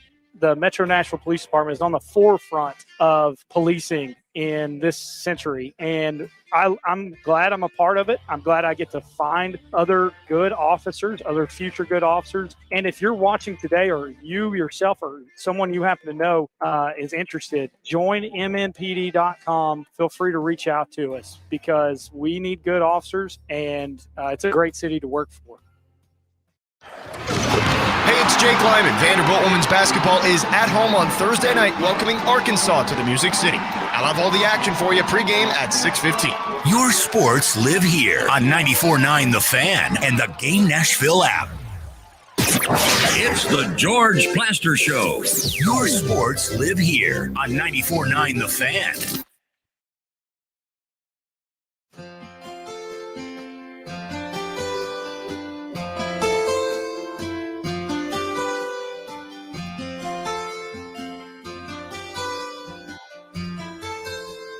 We are back. We're phones in just a second. I'm going to bring a new caller up right off the bat, which I love. But I've got room for 2 or 3 more of you at 615-553-0933. So jump in there because I got a feeling we got some things to talk about. Let me throw one out there. If you've got a suggestion to make the college football playoff better, that's something I would like to hear because it's good. I'm glad we've got it. It's not perfect. I think we all know that. Russ is down in Madison, Alabama, which is near Huntsville. Russ, how did you find out about us? So, hey, George, everybody, Billy, Kelly, used to live up there and have followed you ever since. And I was really glad to get you back. As you say on the podcast, I listen to your YouTube every day, best I can. So it's really good to hear you. Hey, same here. Tell 10,000 of your closest friends that we're out there. Happy to do so. So, George, let me tell you, the last time I saw a Notre Dame national championship game in person was the 1973 Sugar Bowl. A key phrase there, Tom Clement. Absolutely. Thrown out of his end zone. And so just for your benefit, as you know, that took place during, you got it, the Nixon administration. So that's number one. The last time I saw you in person was when you were very nice and gave 3 softballs to my sons at Play It Again Sports. They came in and did a tomahawk chop, and they were a little younger, 5, 3, and 1, and now they're having kids of their own. So we got that going for us. Wow. My concern, way back. He missed the tag. Anyway, so my concern about NIL is as follows. I'm not concerned about people getting paid. We'll figure that out and get some regulation there. My concern is the NFL has understood that we need to have certified agents, and they operate in the structure, and that's great. We don't have that at the college level, and there's just Wild West 20% thing, et cetera. And the concern is what happens when a player gets contacted by an unscrupulous agent before the season's over and affects his play in a game, but's not telling anybody. I think that might be happening now, and that's a concern. And quite frankly, when Guido from Las Vegas finds out that somebody's not playing to the full extent and not covering the spread, there could be trouble. We'll leave it at that. So just wanted to say that concern. And Billy, let me just tell you, buddy, non-illegitimi carborundum. What was that? Non-illegitimi carborundum. You'll have to look that one up because I don't think I can say those words on the air. Okay. Oh, Hey, wow. Okay. Comment on the YouTube stream and type whatever you just said. Non-illegitimi carborundum. The carborundum part is just don't let them wear you down, but the illegitimi refers to your teammates there. It's a term of endearment for George and Kelly. Oh, wow. Hey, Russ, you got to understand, he's still going to get it every day. It doesn't matter what everybody says and tries to give him some positivity. He's going to get it every day. Yeah, Thanks and that's how we know that you love him because you're giving it to him with both barrels. Oh, absolutely. I mean, I've told him that before. If I stop talking to you, man, I don't really dig you, but I do dig Billy, but that doesn't he's going to get scrutinized by me. That's for sure. All barrels are open, Russ. It's time for the Oklahoma drill for Billy every day. All right, you guys have a super afternoon. Hey, thank you. Okay, he's right about the agent thing. He's dead on right. We've got a bunch of agent wannabes who don't appear to know anything about legalities, tax situations. We're going to get something where some players, you have to pay taxes? Yeah, you do. I'll tell you this. I've dealt with that already with a child that's one of my son's friends, and I was asking him how much he had to pay, and they're getting 15 to 20%, and I'm like, hold on, time out. I said I had to pay my agent 3%, and the NFLPA and the agents that are certified are upset about that. And here's how they're getting by it, because I talked with my agent last week or 2 weeks ago. Here's how these guys are getting by it. They don't have to be a lawyer. They don't have to know any of that stuff. And they're getting by because they're saying they're a marketing. It's a marketing advisor. And they're getting 15 to 20% of what these college kids are making. That is highway robbery, George. And Russ is right. I don't know, how far they're going to take that. And he talked about Guido out in Vegas and how far you're going to take that. But they have got to bring some standards and certifying people to help these kids, because now some of them are getting taken advantage of. And you can be any guy off the street saying, hey, I can help you get this and I can help you get that. You got to pay me 20%. 20% is outrageous. If you compare a $10 million deal in the NFL to a $1 million deal in college, an agent makes $300,000 in the NFL against $200,000 in college. Yeah. So that's crazy. By the way, Guido can live in Reno. Okay. Billy, I'm going to take a second new call right off the bat. Ben in Lexington. Now, is that Lexington, Tennessee, which is mile marker 108, or Lexington, Kentucky? It is Lexington, Kentucky. Beautiful. What's going on up in Cat Town? Nothing much. I'm actually a Tennessee fan, so they don't really like me too much up here. Oh wow! No, you will not be allowed entrance into Joe Bologna's. Remember that place? I do not. I am just moved here about 3 weeks ago. Okay. Oh, Benny, what are you doing, Benny? I know, Benny. I'm just calling. Ben, how many friends do you have in Lexington? Probably about 3 or 4 right now. I'm pretty new. I'm making more friends. Yeah, tell them to listen. We need them. Oh, I can tell people from back home to listen more. They'll listen. Good. Tell me what's on your mind. Really just, I was going to ask Mr. Kelly some questions. Please do. I look forward to this. Benny, you better watch out, because you're like Billy to me, and I'll give it to you. You better watch what you ask. This could be good. Question number one. Gosh. Question number 1, Coach. Who do you think is going to win the Super Bowl and why? Ooh. I hope the Buffalo Bills, but I just, man, it's probably going to be the Chiefs and the Eagles. I would like to see somebody knock the Kansas City Chiefs off. I thought the other day was kind of a prime example. You don't want to say that the referees get involved too much, but they did the other day in the game, especially when you've got a Hall of Fame broadcaster and Troy Aikman calling them out. You've got to be able to hit Patrick Mahomes a little bit. I don't want to say Kansas City. I want to say the Buffalo Bills, but I just don't know if anybody can stack up against what the Philadelphia Eagles are doing. They've got the number 1 defense in the National Football League. They can run the football. They've got one of the best running backs ever to play, in my opinion, in Saquon Barkley.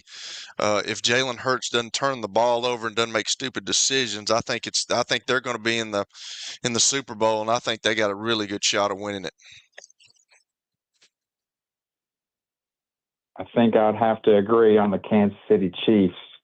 I'm tired of Patrick Mahomes being babied a little bit. And I'll say this: I think the Eagles have a lot better shot of beating the Chiefs than the Commanders. So if you're rooting for the Chiefs to lose, root for the Eagles as well. How about Buffalo? Buffalo's not beating the Chiefs. I'm sorry. Oh, is that? Oh, wow. See, Wow. I think they can beat the Chiefs. I just don't know if they're stout enough on defense to face the Philadelphia Eagles. I really don't. I'm worried that if the Buffalo Bills get back, it's going to be another loss for the tradition of the Buffalo Bills. They've been there 4 times. I think if they go the 5th time and they have to play the Philadelphia Eagles, I just don't think it's going to work out again. Ben, it's time for question number 2 for Mr. Positive. All righty. Question number 2 is, if you're making the big bucks as the Titans GM, what would you do with the first overall pick? Oh, that's a good question, Benny. I think I would trade it. I think I would try to do my best to trade it and get some picks. I'm not sure that there's a quarterback in the draft that I would want. I think if there's a number 1 guy that you think is a no miss, which I don't think there's anybody that's not a miss or have the capabilities of being that, but I just think you trade that pick, and I think you try to get as many as you can because they've got so many holes on this roster. We were talking about this last year and the year before. They don't look like they filled it, and when the ones that they did fill, they got injury problems. So I think you got to trade that first pick and get as many as you can. Ben, we're going to run on that. Call us back again soon. Oh, I will. I'll call back soon. Look forward to All right, that. Benny. I know Kelly See you, does buddy. as well. Yeah. Is that a former player of yours? It is, yeah. Benny. Benny was a long snapper for us, and Benny, I really enjoyed him. He is one of my daughter's really good friends, and he went to UT, so he is a huge Vols fan. And he got a job. He had to go to Cincinnati, and he got a job in Lexington. He told me he was going to call, but he's a good young man. I really enjoy old Benny. You said Benny. I was like, is he referring to this call? I thought I had no clue what was going on. No, I know. Ben. He told me a couple of weeks ago that he was going to call, and I didn't think he would ever call, and he did. So You did. I enjoyed that. Billy, give me a text deal, and then we'll go back to the phones. Well, earlier, Brent on Ohio State, he said the best team won with the best bought roster. I think a lot of people would. Yeah, would agree with that. You know, it was interesting, Kelly, when I asked Tony the question about what do you think is the average expenditure NIL wise of Power 4 schools? Is it north of 10 million or less? Of the big schools or just all the schools? No, the big schools. The big schools, yeah, the Ohio States, the Alabama. Well, I don't know about Alabama, but the UTs, I think it's north of 10 million. I really do. I think in today's in this deal in NIL, if you're going to compete, you've got to be able to spend money, and you've got to be willing to spend money. And people can talk about, the best bought roster, but everybody's doing that they're now. not So the only team. Yeah. yeah, exactly. They're not the only team. And hey, Ohio State's been doing it for a long time, and I'm sure they've been paying players for a long time, but everybody's doing it now. So, you can say that about every national championship team from here on out. They're the best bought roster, and you're probably right. By the way, I got to get to this from Sean. He's in Biloxi right now. They got 3.6 inches of snow. And I was wondering, because we saw it on the TV, I was like, when's the last time they got snow down there? He said, first measurable snowfall since 1963. That is where Bob and Day Horner are. They sent me film of it. They sent me some stuff, texted me. That's unbelievable. Yeah. I think parts of Florida got snow too. Global warming. And we're getting it soon again, probably. Amazing. Dave on line 3. Welcome into 94.9 The Fan. Thank you. I think Buffalo could beat Kansas City. I do too. I do too. How many times have we said that? Yeah, but they beat them this year, and I just feel like they've got confidence doing it, Billy. I think it's a good matchup. Yeah, well, I think the opinion that matters, Billy, is mine. Okay, because I do plaster bet of the day. You just throw it out there, and then on Monday you come back, well, you suck. Well, yeah, but you put something out there too, but we never hear about yours. Okay, I won't provide my insight. No, I'm quite fine with it. Just gave me a chance. Yeah, it's Buffalo's defense. Have they got to change things? Here's the thing, Kelly. Kansas City has become little more than a dink and dunk offense. And yet Kelsey, even though they know it's coming, how does he get that wide open? I don't get it. That's what, when I was watching the game the other day against the Texans, like, if there's one guy on the team that you've got to look out for and you've got to defend, that's Travis Kelce. That's his security blanket. And Patrick Mahomes is a new style quarterback. He's one of these guys that he can run around, he can buy himself some time, and he can find people. But in order for you to win the game, you have to shut Travis Kelce down. And he was running wide. Some of those catches he had, they were wide open. And I know you're trying to play you're trying to play the game and you're trying to play defense, and you understand that, but like, you cannot lose him, because when you do lose him, that's when Patrick Mahomes buys himself a little time, runs around, and then he hits him for a big play. So if somebody's going to beat me, I'm going to have Travis Kelce hemmed up. He's not going to do it. I'm going to make somebody else do it. The worthy kid. Now, here's the deal. Patrick Mahomes is an unbelievable talent, and he can, but Travis Kelce's not going to beat me. But every time I hear some team say that, then it's 14 catches for 99 yards. It's amazing. Yeah, it's crazy. It's crazy. Anything else on your end, Dave? Yeah, George, I got to ask you something. I've been listening to you a lot. Did you ever work for Jerry House? I filled in for Duncan Stewart, who did sports on that show. Filled in, I don't know, probably 5 times. Jerry House is one of the most incredible radio talents that's ever been in this market, and for that matter, nationally as well. Incredible. Yeah. All right. Thank you. Okay. Appreciate it. We're going to go to the break. When we come back, we'll lead off with Jeff from Murfreesboro. And then I got some lines open. So I want to see 2 or 3 more of you jump in with whatever may be on your mind. Yeah, it's been cool to get 2 new callers today. Would love a third if it's out there. 615-553-0933. That's our number. Billy, how do they get us by way of text? Chat rooms just to the right of the YouTube stream. You can fire away your chat, comment, questions. You can do the same on Twitter and Facebook as well. Okay, we'll go to the break. This is 94.9 The Fan. As we step into the new year, there's nothing more important than family and safety. If a car wreck or big truck accident turns your world upside down, Bart Durham Injury Law is here to help. We're local, we're experienced, and we're ready to fight for what you deserve. Call us anytime at 615-242-9000. Really wishing you a safe and happy 2025 from Bart Durham Injury Law.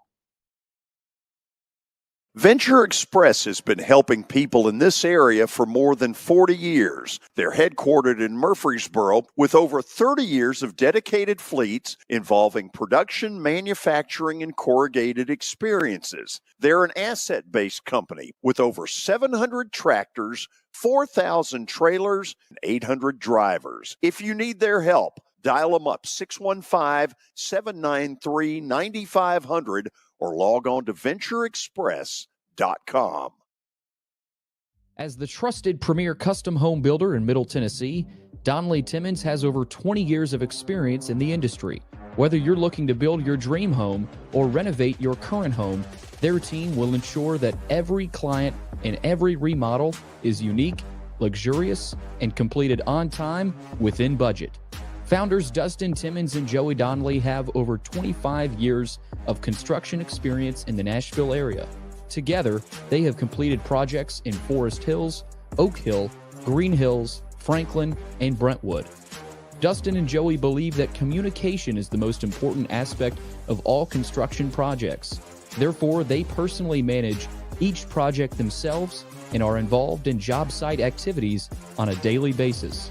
Their commitment to quality and integrity has earned them an outstanding reputation among their clients. Contact them to set an appointment for a free consultation or to view some of their completed projects. Give them a call at 615-456-7983 or log on to donleytimmons.com. For over 35 years, Wilson Bank and Trust has been committed to providing customized banking solutions to help individuals, families, and businesses in Tennessee achieve their goals. As your full-service community bank, we are proud to offer loans with competitive rates, local decision-making, and fast, friendly service from our experienced lenders. No matter where you are on your financial journey, Wilson Bank and Trust is ready to help you take the next step. Visit your nearest Wilson Bank and Trust office or online at wilsonbank.com to get started today. Member FDIC, Equal Housing Lender. Two total screw-ups of humongous proportions. Sports. We're not living in an era where perfection is necessary. They thought they were a championship contending team. Here, we told you not to do this. Your sports live here. On ESPN 94.9. And the Game Nashville Sports Network. It's the George Plaster Show. Your sports live here on 94.9 The Fan.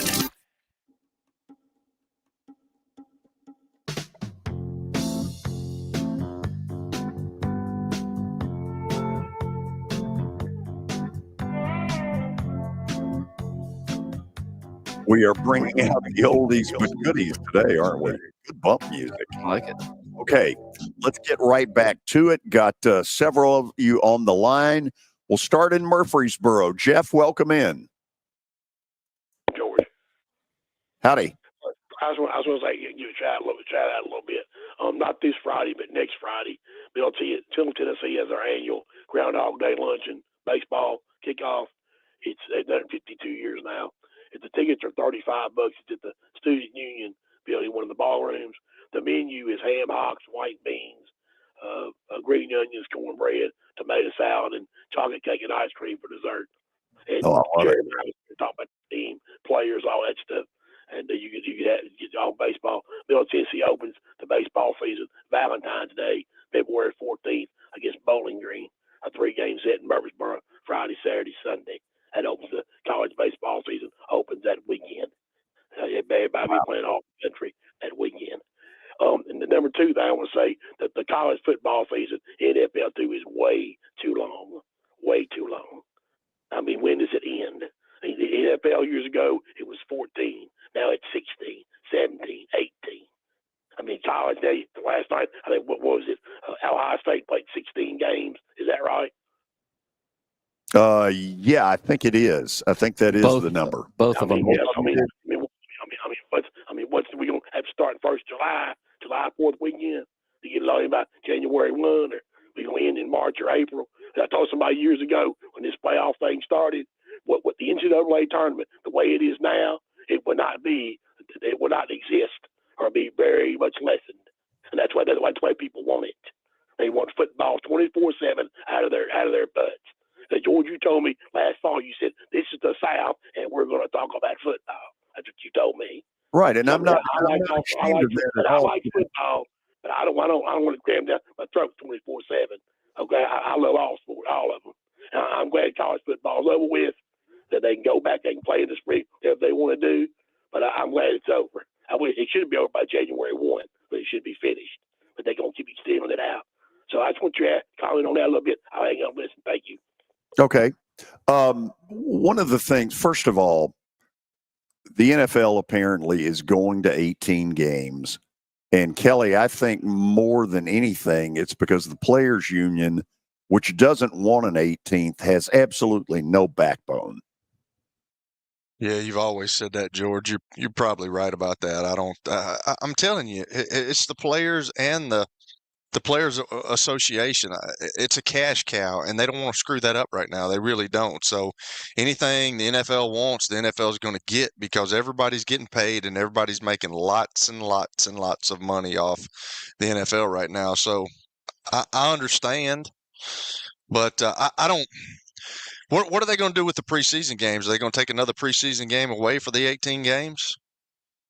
Yeah, apparently that would be, that would be one of the quote concessions.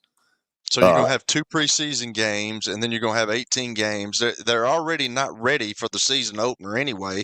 So now it's going to take them longer time to get ready. I don't know. The product is at its all-time high, but sometimes the product seems like it's fallen by the wayside a little bit, because now you can't teach fundamentals. You can't do all that stuff. I remember Tom Moore talking about Chuck Noll. He said, we knew every year that we were going to start from square one. We were going to start how to do the huddle, how to be in a stance, how to tackle, do all that stuff. That stuff's gone.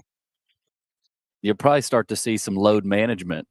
More load management. You've already seen it, but I think Ohio State talked about that. They did some of that they believed that they were going to be in the mix at the end. But of course, if you look at Ohio State, their September schedule most years is Cupcake City, and they're all at home. Yeah. Well, I was going to bring up earlier, you put Ohio State in the SEC this year. What do they do? I was thinking about that because Ole Miss spent a ton of money too.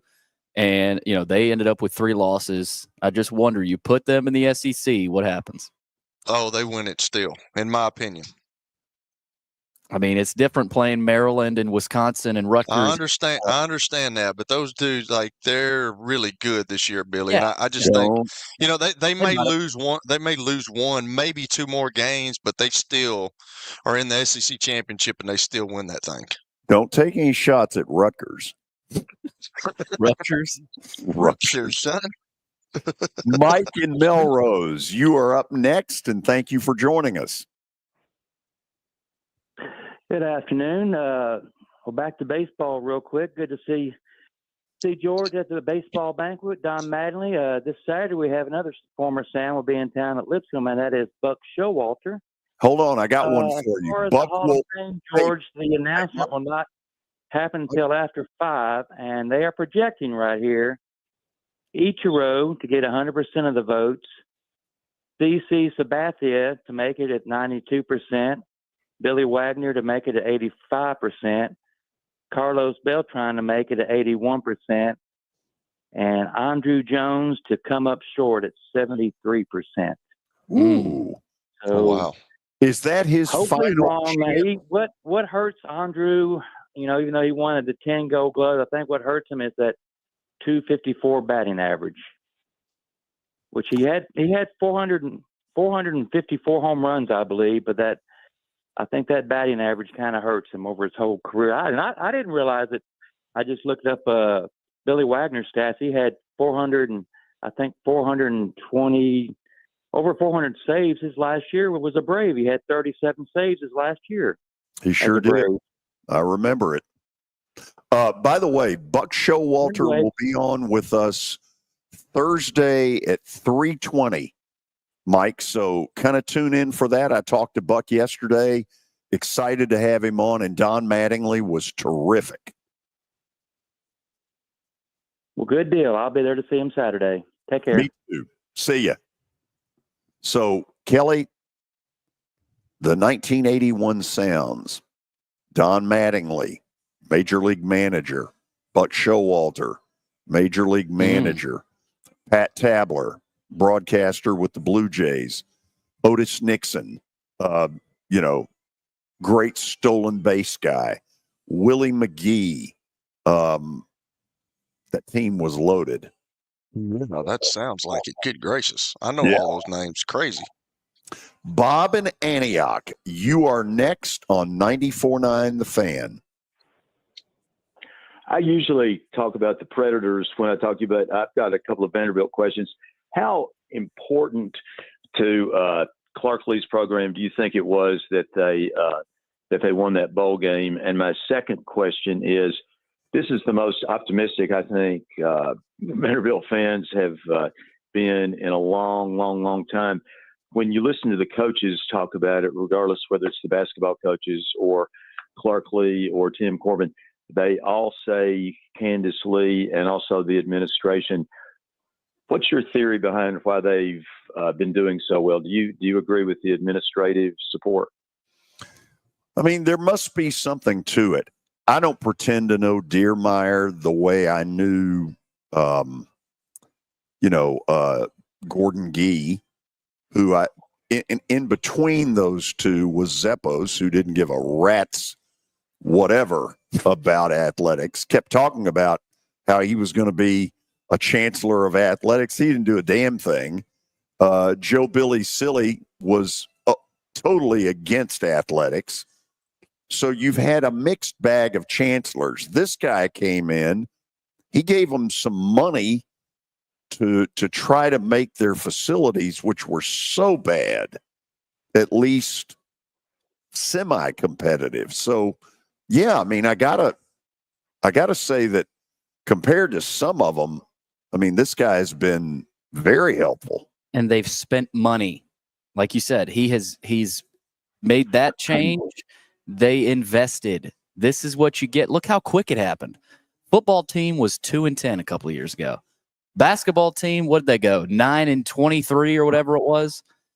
Look at them now. They're a tournament team, according to Joe Lunardi, and the football team just won a bowl game. By the way, that was huge. They won that bowl game, Bob. I mean, you go back. I think they would have lost a lot of momentum. I think if they had wound up with a losing season and lost however many in a row it would have been. I'm with you. You go back to Derek Mason. He never won a bowl game, and he was always teetering back and forth from good years, bad years, inconsistencies. I thought that was huge for them against a really good team. Bob, keep calling us. You told me one hearing from you. Go ahead. I will. I think this is the best collection of coaches they've had in a long time. The two basketball coaches, Corbin and Lee. I don't think it's ever been a stronger foursome than that. But anyway, I'll call. Thank you. Hey, thank you. I'm with him. I mean, you go. I think 2012. You'd probably say it was the last time it's been this good. Franklin, Corbin, and Stallings, I think, was the year. Yeah. So Kelly, do you buy? Because I'm not sure I do. The whole when you win a bowl game, it leads to this great momentum in the off season.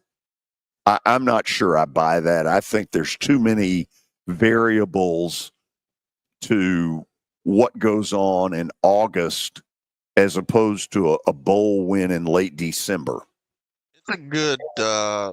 It's a good way to end your season. It's a good story for Vanderbilt. I'm kind of with you, though. I don't know if it moves the needle much. I'm just going to ask y'all this. I know everybody's happy about Diego Pavia coming back, but he kind of snuck up on folks, and they didn't. I don't think people realized how good he was, but he's not going to do that now. And they're going to be ready for him, and they're not going to take it. Like when they go play Alabama, I promise you, Alabama will not take them lightly anymore. That stuff is not happening.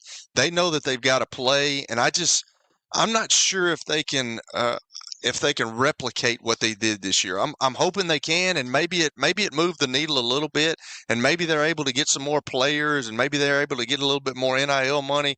But they were 6-6.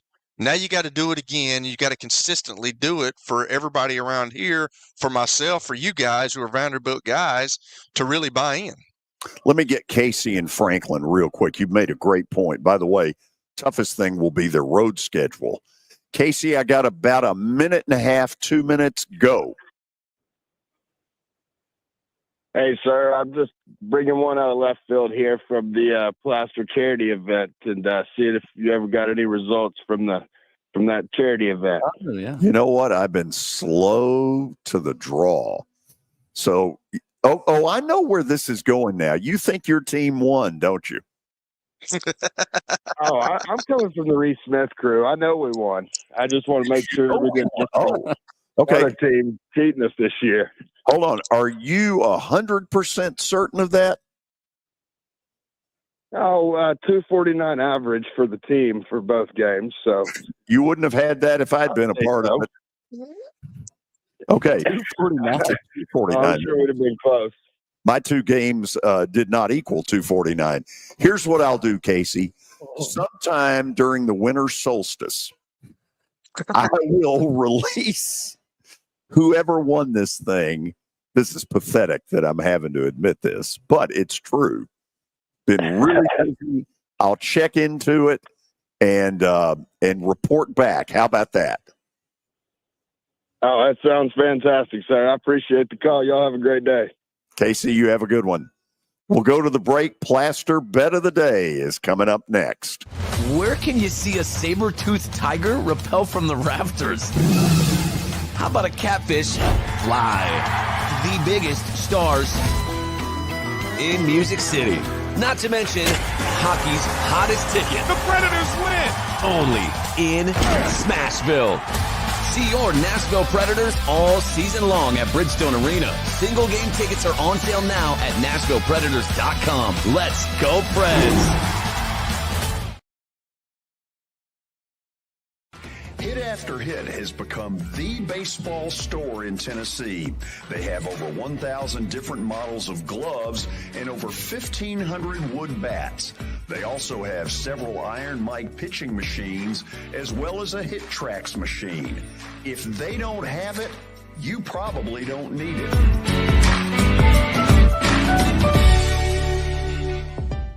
We're proud to call Hit After Hit the official shirt provider of the Plaster and Friends Celebrity Bowling Night.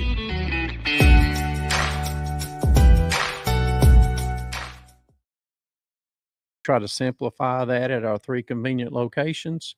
We work with all major insurance companies. We help to ease the stress of the auto body repair process. We're located in Old Hickory, Hendersonville, and Gallatin. If you need our services, please stop by and see us. And how convenient that we have that in the background. Now, seriously, these are good folks. They do really good work. Give them a holler. Don't miss the world-class talent and playoff intensity of Athletes Unlimited Pro Basketball as it comes to Nashville's Municipal Auditorium for Season 4, February 5th through March 2nd. Come watch stars Alicia Clark, Sydney Colson, Lexi Brown, Jordan Hurston, Isabel Harrison, and more. Tickets start as low as $20, which gets you access to both games of the doubleheaders, post-game autographs, activities on the court, and more. Go to auprobasketball.com to buy your tickets today.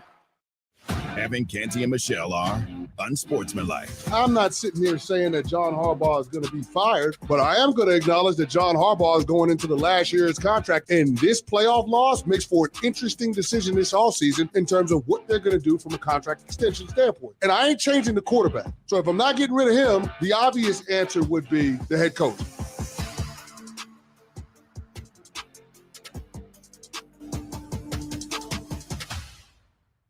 Evan, Canty, and Michelle are unsportsmanlike. I look at what happened with Chicago, and some of it was outside of Caleb Williams' control, but a lot of it was him too, holding on to the ball too long. He looked like a rookie at some point. Jaden Daniels has looked like anything but a rookie. So I think he could have gone anywhere and been better than a lot of other quarterback situations. And if you're any other team in the NFC, watch out. Unsportsmanlike. Weekday mornings starting at 6 Eastern on ESPN Radio and on ESPN2. You can't miss a moment with Greeny. We came in here the morning after Detroit lost to San Francisco in the NFC Championship game last year, and I said they will rue that loss. This assumption that they just get right back to this spot next year because they seem a year ahead of schedule because they're so young and good, and oh, this is just the beginning. I've seen that happen in sports a million times. It usually doesn't go that way.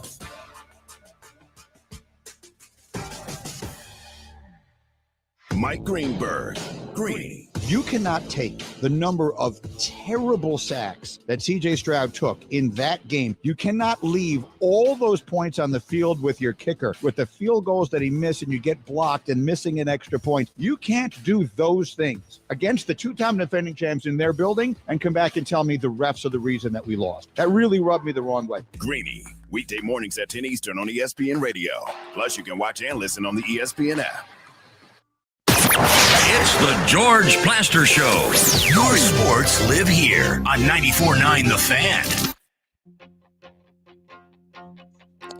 Final segment on a Tuesday, coming up right here at 5:30, 90.9 Vanderbilt and Alabama coverage down there in Tuscaloosa, so tune into that. But first, bet of the day, brought to you by Bart Durham Injury Law. Results from last night, the dub with Ohio State. Yeah, well, on kind of a greasy field goal at the end, but we'll take it. 2 games tonight. Tennessee -7 at home against Mississippi State. Why? Because I think State's picked the wrong time to play Tennessee. Yep. They're likely pissed off at what happened here. The other one is down in Austin, Texas. I'm going Longhorns, who have not been all that good, against a Missouri team that has been the surprise of the league. We'll see how it turns out. Tomorrow, during the 4 o'clock hour, at 4 o'clock, we will replay about 20 of the most important minutes of the Titans press conference with their new GM, Mike Borgonzi. Until then, see ya.